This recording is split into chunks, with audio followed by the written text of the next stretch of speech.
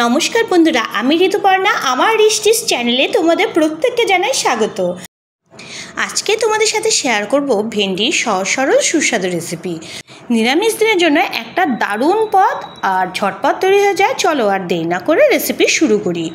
এখানে আমি সর্ষে নিয়ে নিয়েছি 2 চামচ পরিমাণ, আর তাতে দিয়ে দিলাম কাঁচা লঙ্কা আর সামান্য নুন দিয়ে ভালো মতন বেটে নিলাম। ভেন্ডিগুলো এভাবে দুপাশ আমি কেটে নিয়েছি। এবার গ্যাস অন করে কড়াই বসিয়ে কড়াইতে দিয়ে দিলাম 3 চামচ পরিমাণে সর্ষের তেল। এই রান্নায় সর্ষের তেল ব্যবহার হলেই ভালো লাগে খেতে। এবার ওর মধ্যে দিয়ে দিলাম কালো জিরে 1/2 চামচ পরিমাণে, আর দিয়ে দিলাম 2টো চেরা কাঁচা লঙ্কা। 1 মিনিট আমি সব কিছু নেড়ে চেড়ে নিয়ে ওর মধ্যে আগের থেকে কেটে রাখা ভেন্ডিগুলো দিয়ে দিলাম। সাথে নুন দিয়ে দিলাম 1 চামচ পরিমাণ। আমি সর্ষে যখন পেস্ট করেছিলাম তখন আমি সামান্য পরিমাণে নুন দিয়েছিলাম, এতে সর্ষে বাটা পরে তেতো লাগে না। মিডিয়াম ফ্লেমে ভেন্ডিগুলো 3 থেকে 4 মিনিট এভাবে নেড়ে চেড়ে আমি ভেজে নিচ্ছি।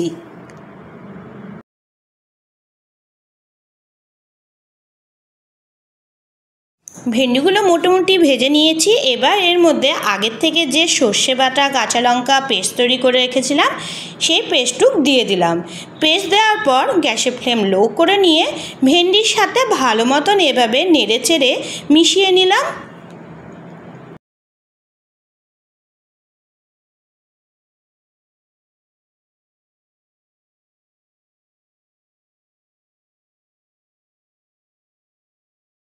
এভাবে 2 মিনিট একদম কম ফ্লেমে সব কিছু মিশিয়ে নিয়ে ওতে দিয়ে দিলাম জল।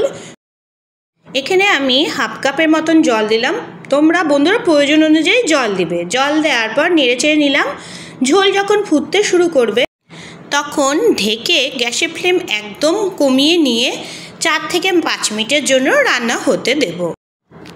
5 মিনিট পর কভার সরিয়ে নিব, একবার নেড়ে চেড়ে নিব। এবার চেক করে নিলাম ওর মধ্যে যে ভেন্ডিগুলো সেদ্ধ হয়েছে কিনা। ভেন্ডিগুলো ভালো মতনই সেদ্ধ এসেছে। উপর থেকে সামান্য পরিমাণে চিনি অ্যাড করে দিলাম টেস্ট ব্যালেন্স করার জন্য। বন্ধুরা তোমরা চাইলে চিনি স্কিপও করতে পারো।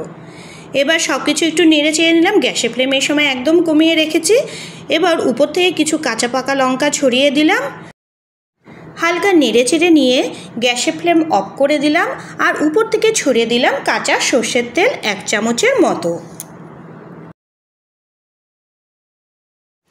বন্ধুরা আমার সর্ষে ভেন্ডি তৈরি। গরম গরম ভাতের সাথে এই সর্ষে ভেন্ডি খেতে লাগে অসাধারণ। রুটি পরোটার সাথেও খেতে বেশ ভালোই লাগে, আর বানানো একদমই সহজ। বন্ধুরা তোমরা এইভাবে রেসিপিটি একবার ট্রাই করে আমাকে অবশ্যই কমেন্ট করে জানিও কেমন লাগলো রেসিপিটি। ভিডিওটি ভালো লেগে থাকলে অবশ্যই ফ্রেন্ডস ফ্যামিলি মাঝখানে শেয়ার করে দিও, আর নতুন বন্ধুরা আমার চ্যানেলটিকে সাবস্ক্রাইব করে দিও। পাশে বেল আইকনটিকে অবশ্যই ক্লিক করে দিও নিত্য নতুন রান্নার রেসিপি ব্লগ সবার আগে পাওয়ার জন্য। আজকে ভিডিও এখানে শেষ করছি বন্ধুরা, সবাই খুব ভালো থেকো।